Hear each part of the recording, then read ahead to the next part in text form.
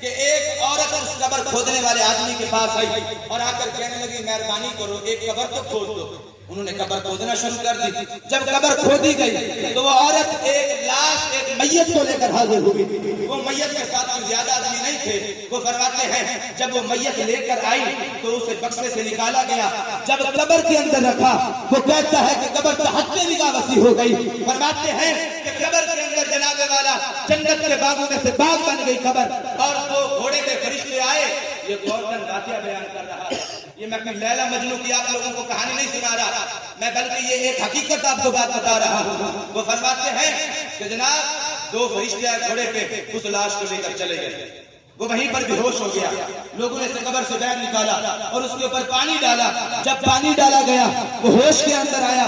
اس نے بتایا سارا جو ماجرا ہوا تھا. مختصر سی بات, کسی نے یقین نہ کیا. انہوں نے کہا جھوٹ بول رہا ہے, قبر کے اندر یہ کیا معاملہ پیش آنا ہے.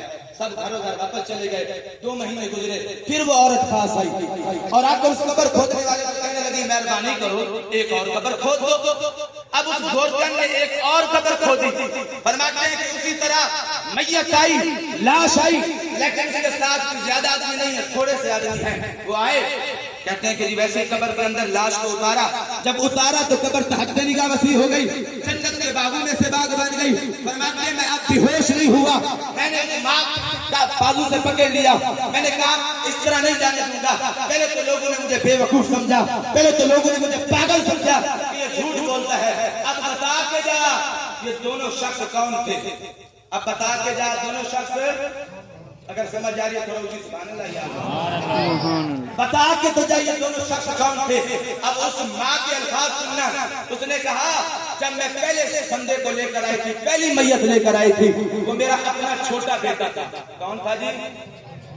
اس نے کہا وہ عمل کیا کرتا تھا. اس نے کہا عمل تو کوئی نہیں کرتا تھا. اس نے کہا نہیں کوئی نیک عمل تو کرتا تھا. اس کی قبر تحت نگاہ وسیع ہو گئی. اس نے کہا باقی عمل تو کچھ نہیں تھا, لیکن حدیث کا طالب علم تھا. مٹھی آواز آئی لگتا سمجھ نہیں آئی, تھوڑا جائے اچھی سبحان اللہ. کیا کہا؟ حدیث کا طالب علم تھا. اللہ نے اس لیے قبر تحت نگاہ وسیع کر دی ہے. اب سننا مجمع میں آنے والے, حضور کی حدیث سننا اور یہ بات سننا. فرماتے ہیں کہ میں نے دوسرا بندہ پوچھا. میں نے کہا دوسرا بندہ تو بتاؤ جس کو ابھی لے کر آئی ہو, اس کی بھی قبر تحت نگاہ وسیع ہوئی ہے. اس نے کہا یہ اس کا بڑا بھائی تھا. کون تھا جی؟ اس کا بڑا بھائی تھا. میں نے کہا یہ بھی عالم دین تھا, یہ بھی قرآن کا حافظ تھا, یہ بھی حدیث کا حافظ تھا. کہنے لگی نہیں یہ تو بالکل درخان سا تھا, درخان کا کام کرتا تھا. میں نے کہا درخان کا کام کرے اور قبر تحت نگاہ وسیع ہو جائے, فرشتے آئیں اس کی لاش کو لے کر جنت میں چھوڑ دیں, یہ بات مجھے ہضم نہیں ہوتی. بتا تو صحیح وہ کون سے عمل کیا کرتا تھا. اس نے کہا باقی کا عمل کچھ نہیں کیا کرتا تھا, لیکن جو اس کا چھوٹا بھائی تھا اس کے جو طالب علم کے دور کے اندر اخراجات ہوتے تھے یہ وہ اٹھایا کرتا تھا. مجھے لگتا ہے کہ سمجھ گال نہیں ہے.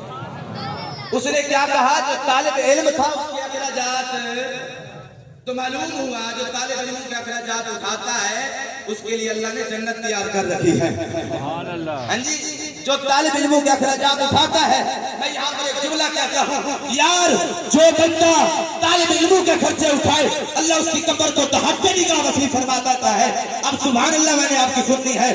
جو بندہ کام ہی نہیں کرے, سبحان اللہ, جس کے مدارس ہو, جس کے مدرسے کے اندر 400 بچہ پڑھتا ہو, آپ کو کیا لگتا ہے وہ کام ہوگا؟ تو میں اسی جملے کو ختم کرتے ہوئے اجازت چاہوں گا. ٹائم قلیل ہے. اللہ تعالیٰ عمل کرنے کی توفیق عطا فرمائے. آمین.